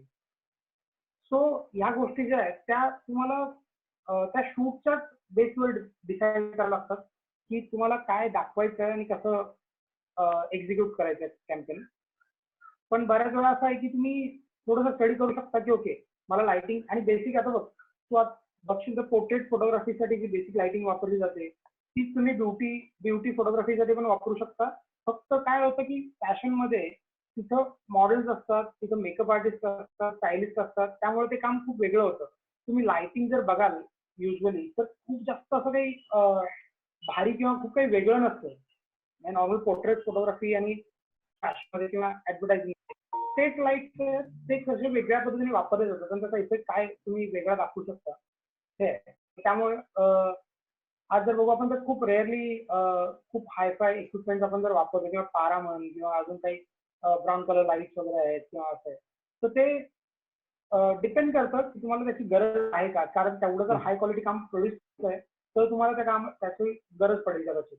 पण तुम्हाला जर एखादं प्रॉडक्ट शूट करायचं आहे किंवा काय, तर त्याच्यासाठी कदाचित तुम्ही एलिंग वर पण चांगलं काम करू शकता. बरोबर. ते जास्त मॅटर करतात असं नाही वाटत मला, मॅटर करत नाही असं वाटतं. कारण इक्विपमेंट एक लिमिट पर्यंत तुम्हाला हेल्प करतात, पण त्याच्यानंतर तुमचं विजन असतं की ते कसं तुम्ही वापरताय. कारण तुमच्याकडे हॅझल असून जर एखादा बेसिक फोटोग्राफी जे त्याच्यावर करत असाल तर त्याचा काय अर्थच नाही. करेक्ट आहे. सो सर तुम्हाला प्रश्नाचं उत्तर सरांनी दिलंय आता. पण एक पॉइंट ऍड करीन याच्यात की तुम्ही लाइटिंगचा बेस आधी तयार करा. लाइटिंगचा बेस इन द सेन्स तुम्ही जे समजा तुम्ही रॅमरंट लाइटिंगला फॉलो करताय तर रॅमरंटला तुम्ही मास्टर करा आणि नंतर मग तुम्ही लाइटिंग मध्ये मॉडिफिकेशन करा. सरांचे जे फोटोज आपण बघतोय हे मल्टिपल लाईट्स वापरलेले आहेत, पण त्यांचे जर तुम्ही की लाईट बघितला तर की लाईट हा एक आर्टिस्टिक फॉर्म कुठेतरी क्रिएट करतोय. त्यामुळे त्या पद्धतीने तुम्हाला विचार करावा लागेल. आणि as he said it is correct की इक्विपमेंट मॅटर नाही करत, तुमचं विजनच तिथे मॅटर करेल. तुम्हाला त्या मूड बोर्डवर कसे फोटोज आहेत त्या रेफरन्सला आपल्याला रेप्लिकेट करण्यासाठी. So thank you for asking. एक पॉइंट अजून ऍड करायचा तुम्हाला की हो बोल. हा, तर तुम्ही लाइटिंग आहे ना बेसिकली तुमच्या ऑब्झर्वेशन तुम्हाला खूप जास्त कळू शकतं. तुम्ही जर समोर एखाद्या गोष्टीवर जर बघितलं की नॅचरल लाईट पण किती वेगळ्या पद्धतीने पडतोय, कारण सोर्स एकच असतो पण तो बाउंड होऊन तो रिफ्लेक्ट होऊन तो कसा एकाच गोष्टीवर वेगवेगळ्या अँगलने लाईट पडतो, हे जर बेसिक तुम्ही जर ऑब्झर्वेशन करायला चालू केलं तर तुम्हाला लाइटिंग क्रिएट करणं पण खूप सोपं जातं ऍक्च्युअल स्टुडिओमध्ये. कारण स्टुडिओमध्ये तुम्ही काय करता, जे बाहेर तुम्हाला लाईट दिसतो नॅचरल लाईट तोच तुम्ही रिक्रिएट करायचा प्रयत्न करता. पण तुम्हाला जर ऑब्झर्वेशन तेवढं स्ट्रॉंग नसेल की तुम्हाला माहितच नाही की ओके मी एक लाईटच मी किती मल्टिपल वे मध्ये युज करू शकतो, तर मग थोडंसं डिफिकल्ट जाईल. त्यासाठी तुम्हाला ऑब्झर्वेशन तुमचं करणं गरजेचं आहे, जेणेकरून तुम्हाला लक्षात येईल की ओके आपल्याकडे किती सोर्स आहे आणि तो मी कसा वेगळ्या पद्धतीने वापरू शकतो. Correct correct, you're right, perfect आहे. कुणाल विचारतोय की मी स्पीकरवर विचारलं तर चालेल का? क्विकली विचार कुणाल, नो प्रॉब्लेम. नचिकेत तुमचा माईक ऑन आहे, काही प्रश्न विचारायचा आहे का आपल्याला? हो सर, मला विचारायचं आपण फॅन्टसी किंवा हाय ड्रॅमॅटिक शूट जेव्हा आपण करतो, राईट, हाय एंड ला जेव्हा ओल्ड स्कूल टाईप जेव्हा ड्रॅमॅटिक शूट असतो थोडा, त्याचं एडिटिंगला काय प्रोसेस असते? कारण की तिथे स्किन आपण नॉर्मली स्किन आपण एडिट करू शकतो, पण त्याच्यापेक्षा जास्त मॅटर करतं बॅकग्राऊंड त्याचं. ते ड्रॅमॅटिकली कसं शूट करायचं? कारण की सरांच्या ज्यात आहेत काही ते फोटोज मध्ये त्यांनी हाय एंड एकदम ड्रॅमॅटिक शूट्स वगैरे केलेले आहेत, पण मी जेव्हा करतो तेव्हा आपण फ्रिक्वेन्सी सेपरेशन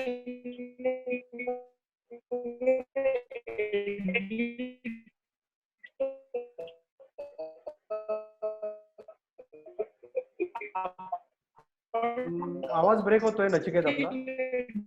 करू शकतो, पण मला त्रास होतोय की बॅकग्राऊंडला थोडा फॅन्टसाइज देता नाही येत मला. हॅलो हॅलो हॅलो सर, प्रश्न परत विचारा एकदा. मेसेज थ्रू टाकलं तरी चालेल. तुम्ही मेसेज द्या, मेसेजवरनं आम्हाला मिळेल व्यवस्थित. Okay sir. Okay, so will quickly go to Kunal. तुला काही विचारायचं होता का प्रश्न? स्पीकरवर विचारायचं असं तू दिलेलं आहेस कुणाल.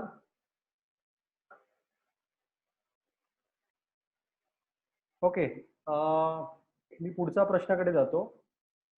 सरांच्या मते फोटोग्राफी मध्ये पैसा जास्त असेल की एडिटिंग मध्ये? Okay,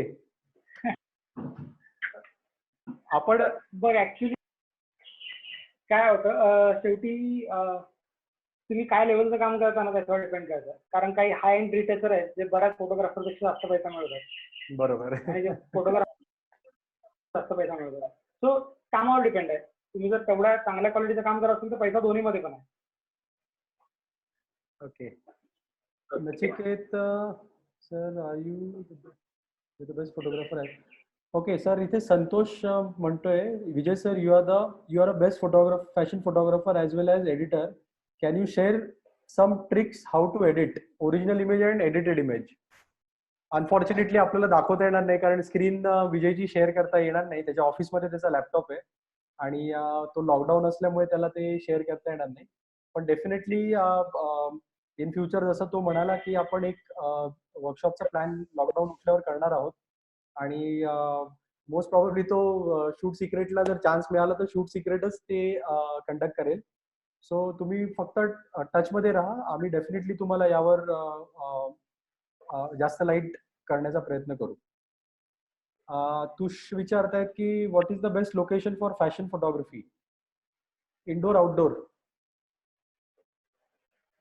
both.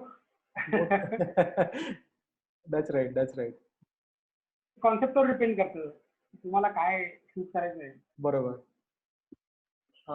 कुणाल विचारतोय कॉन्सेप्ट बिल्डिंग कसं शिकावं, कशी स्टार्ट करावी आणि मोठ्या कॉन्सेप्टवर जाण्यासाठी काय IMP फॅक्टर्स आहेत. ओके, आय थिंक आपण हा प्रश्न घेऊया अँड देन आता परत रिजॉईन करावं लागेल बिकॉज इथे मला मेसेज आलाय की बहुतेक स्टॉप होणार आहे.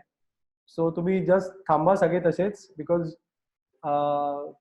आय डोंट नो आज मी अपडेट केलंय पण ते अपडेट झालंय की नाही मला माहित नाही. सो मी प्रश्न घेतो तरी. कॉन्सेप्ट बिल्डिंग कशी शिकावी असं कुणाला विचारतोय, कशी स्टार्ट करावी आणि मोठ्या कॉन्सेप्टवर जाण्यासाठी काय इम्पॉर्टंट फॅक्टर्स आहेत? बघ, सिम्पल काय आहे की तुम्ही आहे ना आधी एकदम छोट्या छोट्या कॉन्सेप्ट पासून प्लॅन करायला चालू करा की एक थॉट काय असेल की तुम्हाला ओके एखादी कॉन्सेप्ट म्हणजे काय आहे की एखादी आयडिया येते की आपल्याला एखाद्या प्रॉडक्ट सोबत शूट करायचं किंवा एखाद्या मॉडेल. सो मला हेच म्हणायचं होतं की तुम्ही आहे ना सिम्पल कॉन्सेप्ट वर काम करायला सुरू करा आधी की एकदम छोट्या गोष्टी की जेणेकरून तुम्हाला त्या हँडल करता येतील. आणि बेसिकली एक फोटोग्राफरला ती कॉन्सेप्ट लोकांपर्यंत पोहोचवता आली पाहिजे की जी तुमच्या डोक्यात जी एक कॉन्सेप्ट येते किंवा एक थॉट येतोय तर ते तुम्हाला लोकांना दाखवता आलं पाहिजे की तुम्हाला काम काय करायचंय. जर तुम्ही एखाद्या टीम सोबत काम करताय तर त्या टीम पर्यंत कॉन्सेप्ट तुम्हाला जेवढी माहिती आहे व्यवस्थित तेवढी ती पोहोचली पाहिजे. त्यासाठी मग बेसिक काय तुम्ही त्या गोष्टीचं ड्रॉइंग करू शकता किंवा रेफरन्सिंग करू शकता. त्याच्यानंतर तुम्हाला ज्यावेळी त्या गोष्टी एक्झिक्यूट करायला येतील छोट्या छोट्या कॉन्सेप्ट तेव्हा तुम्ही मग हॅलो. हा या प्लीज. हॅलो, तुला आवाज येतोय का? हो येतोय येतोय. Perfect perfect. सो त्याच्यानंतर मग तुम्ही स्टेप मग तुम्ही मोठ्या कॉन्सेप्टवर काम करू शकता. पण मला असं वाटतं की सो की ज्यावेळी तुम्ही छोटे छोटे कॉन्सेप्ट एक्झिक्यूट करायला चालू कराल त्यावेळी तुम्हाला एक कॉन्फिडन्स पण येईल आणि ते महत्वाचं आहे कारण एक फोटोग्राफर म्हणजे एक डिरेक्टरच असतो की तुम्हाला तुमची कॉन्सेप्ट आणि ती तेवढ्या स्ट्रॉंगली तुम्हाला लोकांपर्यंत पोहोचवता आली पाहिजे. तुमच्याकडे जे मॉडेल आहे किंवा तुमच्याकडे जे टीम आहे त्यांना कसं तुम्हाला काम करून घ्यायचं आहे हे कळलं पाहिजे. तेवढं स्ट्रॉंगली तुम्ही ते हँडल करता आलं पाहिजे तुम्हाला त्या टीमला कंट्रोल करता आलं पाहिजे. त्याच्यानंतर तुम्ही कॉन्सेप्ट मग त्या स्टेप बाय स्टेप बिल्डअप करत जाऊ शकता मोठ्यामध्ये. ओके. सो हा प्रोसेस जो आहे ना सर हा थोडासा तुम्हाला स्टेप बाय स्टेप फॉलो करण्याचा आहे जसं त्यांनी सांगितलं तसं. सो त्या काही गोष्टी आपण त्या पद्धतीने डिझाईन केल्या आपल्या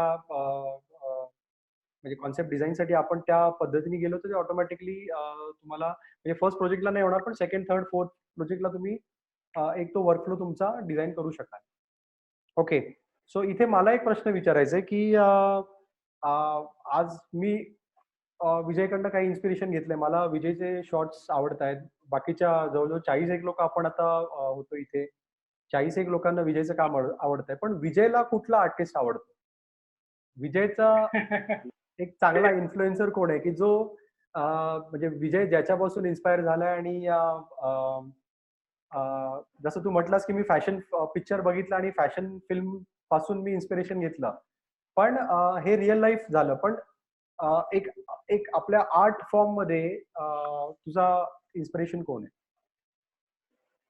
बघ ऍक्च्युली मी ज्यावेळी सुरुवात केली त्यावेळी मला असं काही कल्पनाच नव्हती की काही फोटोग्राफर आहेत बाहेर जे असं काही काम करतात किंवा काय. पण ज्यावेळी कळायला लागलं ज्यावेळी बुक्स काही बघायला लागलो किंवा पुस्तकं बघायला लागलो त्यावेळी मला प्रभुदेव दासगुप्तांचं काम खूप जास्त आवडायचं आणि त्यांच्या कामाचा खूप प्रभाव होता सुरुवातीला माझ्या कामावर. पण मला असं होतं की मला कुठल्या फोटोग्राफरच्या कामासारखं मला काम नाही करायचं म्हणजे त्यांच्यासारखं मला काम नाही करायचं. इन्स्पिरेशन ऍक्च्युली मला खूप खूप वेगवेगळ्या याच्यातून मिळतं. तुला बोलल्याप्रमाणे की मूवीज मधून मला खूप जास्त इन्स्पिरेशन मिळतं. त्यानंतर बऱ्याच आर्टिस्ट आहेत जे फक्त फोटोग्राफर नाही आहेत, पेंटर आहेत, स्कल्पचर आर्टिस्ट आहेत, इंटिरियर डिझायनर्स असतील, सेट डिझायनर्स आहेत. त्यानंतर काही मूवी डिरेक्टर्स आहेत. त्यांचं काम इतकं भारी आहे की तुम्ही स्पेशलिस्ट होऊन जाता बघून. ओके. आणि हेच आहे की तर ते प्रत्येक याच्यातून तुम्हाला ते उचलता आलं पाहिजे. माझी वन ऑफ फेवरेट मूवी जी आहे ती बेसिकली इन्सेप्शन आहे. की त्याच्यामध्ये बघशील तर इमॅजिनेशन तुमचं ते हे होऊन जातं ना की तुम्हाला काय अजून नवीन करता येईल हे त्याचा म्हणजे एक माइलस्टोन आहे तो. आणि तुम्ही त्याच्यात 10% पण किंवा 1% जरी काम करायचा प्रयत्न केला तरी तुम्ही काही खूप चांगलं काम करून झालं आहे. करेक्ट. सो बऱ्याच गोष्टी आहेत ज्या तुम्ही बघा त्यासाठी काहीतरी करायचा प्रयत्न त्याच्यामध्ये ठेवा 100%. ओके. इथे बरीच लोक आपल्याला विचारत आहेत की विजयचे काही फोटोज बघता येतील का? हो, डेफिनेटली मी दाखवतो. काही इमेजेस आता आहेत माझ्याकडे इमेजेस ते. आणि एक लास्ट क्वेश्चन घेऊन मग मी विजयला तो म्हणजे तुम्हाला तुमच्या सगळ्यांचे जे क्वेश्चन्स आहेत म्हणजे तुम्ही ज्याच्यासाठी थांबलेला आहात की विजयचे काही फोटोज आपण बघूया, तर ते मी तुम्हाला दाखवतो जे ऍक्च्युली आम्ही स्टोरीला दिलेले ठेवलेले, कारण आपल्याला इथे वेळ मिळत नाही फोटोज बघण्याचा, दाखवण्याचा. पण तरी मी इथे तुम्हाला ते शेअर करेन. माझा लास्ट प्रश्न आहे विजयला की तू अजूनही आता तू चांगला एस्टॅब्लिश झालाय, चांगला फोटोग्राफर म्हणून, fashion photographer, glamour photographer, advertising photographer म्हणून तू इंडस्ट्रीमध्ये तुझं नाव आहे, मुंबई, पुणे, दिल्ली सगळीकडे. तरी तू अजून तुझं काम चॅलेंजिंग समजतो का? Do you think your job is steel challenging? It's very challenging. खूप अवघड आहे. कारण काय ना इतकं तुम्हाला म्हणजे त्या एक रेस आहे त्याच्यामध्ये तुम्हाला नवीन काम किंवा काहीतरी क्रिएटिव्ह काम प्रत्येक वेळी करावं लागतं. बरोबर. आणि ते तुम्हाला ते कीपअप करणं म्हणजे खूप अवघड असतं. पण हेच त्यातली मजा आहे ऍक्च्युली की तुम्ही जेवढं काहीतरी नवीन काम कराल तेवढं तुम्हाला चांगलं पण वाटतं आणि तीच त्यातलं एक सॅटिस्फॅक्शन पण असतं. पण ते आणि चॅलेंज नसेल तर मला वाटतं की त्याला काही अर्थ पण राहणार नाही. की जर तुम्हाला काही चॅलेंजेस नाहीये तर तुम्ही मग काही नवीन काम करणारच नाही. बरोबर. मला वाटतं की इन्स्पिरेशन चॅलेंज मधूनच तुम्ही इन्स्पायर होत आहे. करेक्ट. सो चॅलेंज कारण आज बघशील तर तू इतके नवीन फोटोग्राफर्स पण येतात आणि बरीच चांगली कामं करणारी पण मुलं असतात. बरोबर. आणि पण एवढी आता डेव्हलप होत चालली आहे की आणि आपण बघतोय की आपण एका मधल्या पिढीमध्ये कुठेतरी अडकले असं आहे. बरोबर. जे आधी होतं आणि खूपच जास्त ओरिएंटेड झालंय. बरोबर. सो त्या सगळ्या गोष्टींची कीपअप थोडंसं चॅलेंजिंग आहेच नक्की. ओके. पण त्याच्याशिवाय मजा नाही. म्हणजे चॅलेंजेस जोपर्यंत लाईफमध्ये नाही आहेत आपल्या तोपर्यंत आपण पुढे जाणार नाही, आपण कामं करणार नाही. आणि जसं आता लॉकडाऊनचा हा एक मोठा चॅलेंजच आहे आपल्या समोर. आफ्टर लॉकडाऊन आपण बाहेर आल्यानंतर काम कसं करायचं हा पण एक चॅलेंजच आहे. So great. म्हणजे मला खूपच आवडलं तू जे आता बोललास ते. मी आता मुलांनी काही विचारले की तुझे काही फोटोज बघू शकतो का? तर माझ्याकडे जे फोटोज आहेत तुझे मी दाखवतो इकडे त्यांना.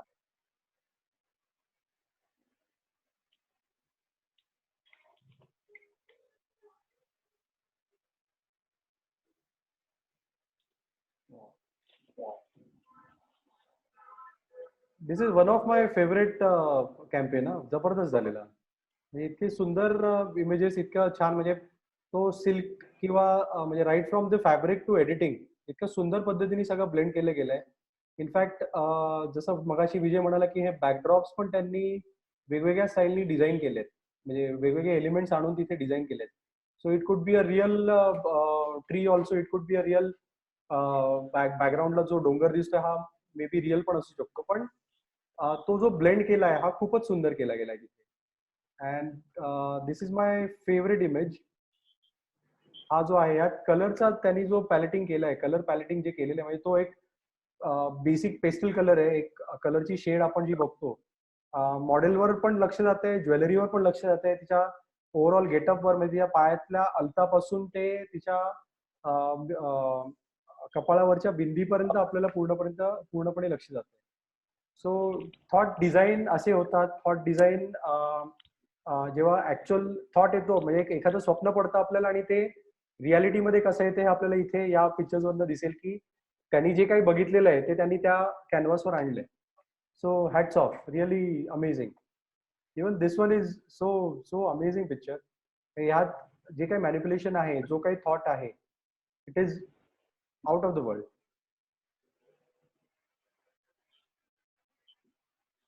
दिस वन.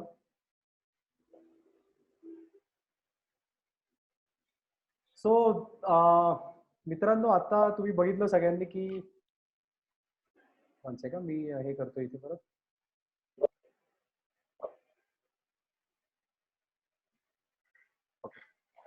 सो मित्रांनी, आज तुम्ही सगळ्यांनी बघितलं की आज म्हणजे आमचा एक छोटा प्रयत्न होता शूट सिक्रेट्सचा की या प्लॅटफॉर्मवर चांगले आर्टिस्ट यावेत. या प्लॅटफॉर्मवर फक्त फोटोग्राफी आणि एडिटिंग आणि म्हणजे इथे आपण कुठेही असे बोललो नाही की मी कॅमेरा अपर्चर हे होतं, माझं शटर स्पीड हा होता, मी हा कॅमेरा वापरला.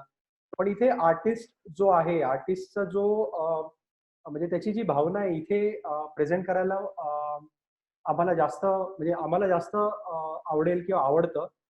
रादर दॅन टेक्निकल आस्पेक्ट ह्या असतातच, टेक्निकली आपण सगळे बोलतोच, पण एखाद्या आर्टिस्टच्या आतला जो भाव आहे, त्याचं इनर जे फिलिंग्स आहेत ते मी इथे या शूट सिक्रेट्सच्या प्लॅटफॉर्ममधनं एक्सप्रेस करण्याचा नेहमी प्रयत्न करत असतो. सो मी परत एकदा सगळ्यांचे धन्यवाद करीन आणि स्पेशली विजयचे धन्यवाद करीन, कारण त्यांनी वेळ दिला आणि लॉकडाऊन नंतर तर आपण भेटणारच आहोत, पण या दरम्यान तो आम्हाला भेटलाच. आणि जे काही पार्टिसिपेंट्स आहेत यात बरेच बडिंग फोटोग्राफर्स आहेत, बरेच स्टुडंट आहेत की जे आता TMV मधनं पासआउट झालेत किंवा CMEDUचे काही स्टुडंट्स आहेत, सिम्बायसिसचे काही स्टुडंट्स आहेत. तर ते त्या मुलांना बऱ्याच गोष्टी तुझ्याकडनं आज कळल्या आणि भविष्यात अजून काही विजय पवार आपल्याला बघायला मिळतील यांच्या माध्यमातून, अशी मी अपेक्षा ठेवतो. आणि ओव्हर टू यू, तू काय बोलणार असेल तर प्लीज सांग याबद्दल. येस, ऍक्च्युली मला फक्त अजून एक सिक्रेट आहे शोचा, तो त्याच्याबद्दल मला अजून एक बोलायचं की एक सिम्पल सिक्रेट काय आहे पोर्टफोलिओ बिल्ड करण्याचा. तर प्रत्येकाने एक गोष्ट फक्त लक्षात ठेवा की वेडिंग फोटोग्राफर असेल किंवा ऍडव्हर्टायझिंग करायचं किंवा फॅशन करायचं किंवा काही, तर फक्त एवढं लक्षात ठेवा ना की फक्त एका शूट मधून आहे ना आपल्याला 3 ते 4 फोटो फक्त पाहिजे आहेत चांगले. सो वेडिंग जर करताय ना तर ठरवा की ओके मला 4च फोटो फक्त यातले एक्स्ट्राऑर्डिनरी पाहिजेत. तुम्ही असे जर 10 वेडिंग जर केले ना तर तुमचा 40-50 फोटोचा एक पोर्टफोलिओ बनतो, जो तुम्हाला पुढच्या 5-6 वर्ष काम देऊ शकतो. तसंच आहे बाकीच्या म्हणजे कमर्शियल फोटोग्राफीमध्ये किंवा ऍडव्हर्टायझिंग मध्ये मॉडेल शूट करताय किंवा काही करताय, तर असं नाही की तुम्ही शूट केलेला प्रत्येक फोटो एक्स्ट्रा ऑर्डिनरी पाहिजे किंवा भारीच आला पाहिजे असं नाहीये. त्यातले फक्त 4 जरी प्रत्येक शूट मध्ये चांगले फोटो जर तुम्ही काढत गेला तर तुमच्या 7-8 शूट मध्ये तुमचा एक चांगला पोर्टफोलिओ बनतो, तो तुम्हाला काम मिळवायला इनफ होतो. बरोबर. सो तुम्ही तेवढं थॉट जर लक्षात ठेवला ना की ओके मला काय करायचं की मला फक्त तेवढेच 4 चांगले फोटो आले ना तरी खूप आहे, मला अख्ख्या वेडिंग मध्ये किंवा मला अख्ख्या शूट मध्ये सगळं भारी करायचं असं नाहीये. सुरुवातीला तुम्ही तेवढं फक्त ठरवून काम करा की ओके मला चांगले फोटो काढायचेच ना, त्यासाठी थोडा एक्स्ट्रा वेळ द्या, त्यासाठी थोडंसं मेहनत करा आणि क्लायंटला पण कन्व्हिन्स करा की ओके मला हे थोडं कॉन्सेप्च्युअल काम करायचं आहे, त्यासाठी मला ते 4 फोटो काढू द्या वेगळ्या पद्धतीने, माझ्या पद्धतीने. ओके. तुमच्या पोर्टफोलिओसाठी सूट होतील किंवा नसतील, पण त्याच्यातून तुमचा जो पोर्टफोलिओ बिल्ड होईल त्याच्यामध्ये तुमची क्रिएटिव्हिटी कळेल लोकांना आणि जे तुम्हाला वेगळं एफर्ट घ्यायची गरज नाही पडणार किंवा जास्त काही पैसा खर्च करायची गरज नाही पडणार, की जेणेकरून जे शूट तुम्ही करताय त्याच्यामध्ये तुम्हाला थोडे थोडे फोटो जरी तुम्ही करत गेला तरी तुमचा पोर्टफोलिओ इझिली बिल्ड होईल. आणि बाकी प्लॅन करूया एखादा हे लॉकडाऊन संपल्यानंतर. आणि सगळ्यांना थँक्यू सो मच इतक्या वेळ ऐकल्याबद्दल मला.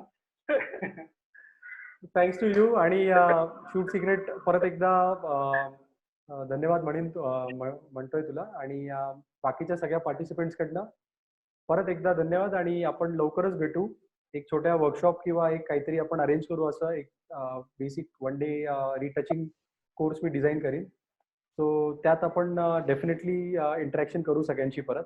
आणि तू आलास परत एकदा थँक्यू. सूरजचं पण धन्यवाद, कारण एवढ्या शॉर्ट नोटीसमध्ये मला विजय पवारला अवेलेबल करून दिला त्यांनी. So thank you very much. So thank you. आणि मी आता मीटिंग संपवतो. Thank you so much. बाय.